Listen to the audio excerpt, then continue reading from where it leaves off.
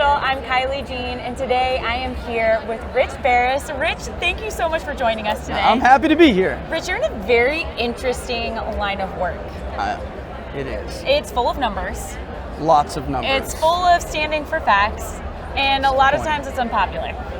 Can you fill us in a little bit more about who you are and what you do? So I'm Rich Baris, otherwise known as the Peoples Pundit. I'm the director of BigDataPoll, and everything she just said is 100% true, because no matter what you release, no matter what my polling says, I'm always going to make someone unhappy. That's true. That's just the nature of the game. But you try to be, as like you said, facts come first and let the rest follow. Well, absolutely, and especially in a world where it seems like facts are often being put to the side and opinion is what is being pushed more than anything. How have you even seen that affect the line of work that you're doing?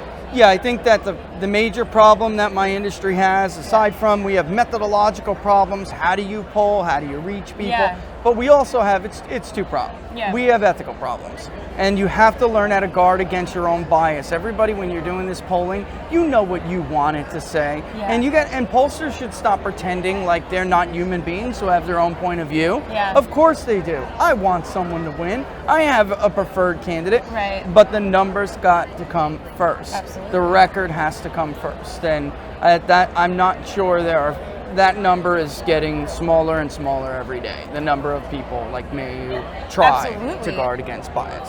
Well, and even with what we've experienced in the 2020 election, what you do is so pivotal in being able to bring truth to some results that may have not even been truthful. So how are you able to stand and be able to speak on facts with holding your opinion back in the way that you said?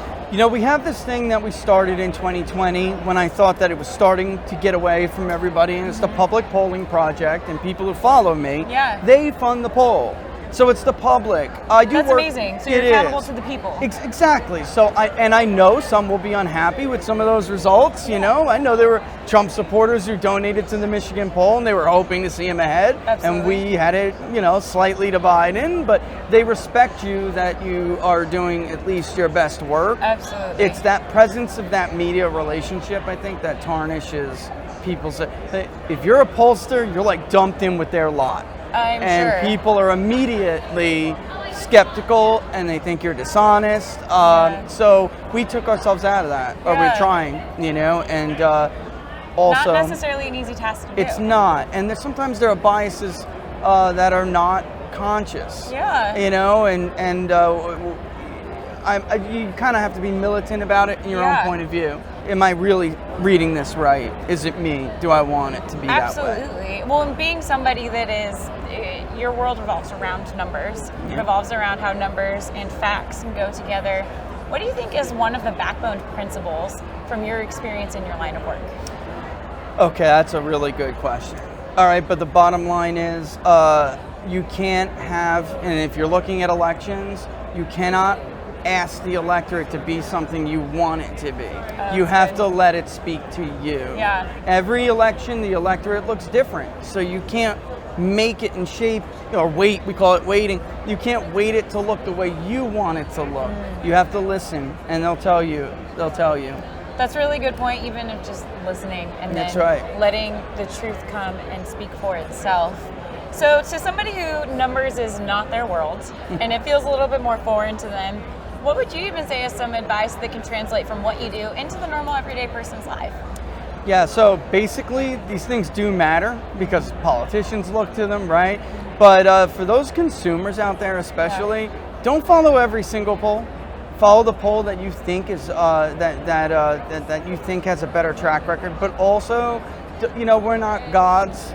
Don't take everything we're saying as gospel, and take it with a grain of salt, and don't let it influence your behavior. So these polls matter. They influence fundraising. They influence turnout. You be true to yourself. You do what you are going to do anyway, and embarrass the pollsters. Embarrassing. There you go. Yeah. Rich, where can people find more information about who you are and about everything that you're doing? So the best place to find me, where everything's aggregated, is peoplespundit.locals.com, and then they'll find out all about the Public Polling Project there. We're on every social, but that really is the aggregate area where people can come and check out, be part of a community of trying to navigate this sea of misinformation together. Well, and communication, which is what we believe here at FreeSpace, is so powerful. And so being able to have a resource just like yourself and a community that can come together, discuss this, look at numbers, look at facts, and look at experts even when they might be right or wrong. I love how you said you gave an invitation to prove you guys wrong. I think that that's incredible. And so thank you so much just for sharing your heart, what you do, and how it is so pivotal and important today, very much so, and how it affects us in our normal everyday lives. Rich, it's been such a joy. Thank you. Thank you. Thanks for having me. Anytime. Absolutely. Make sure that you guys go and check out Rich.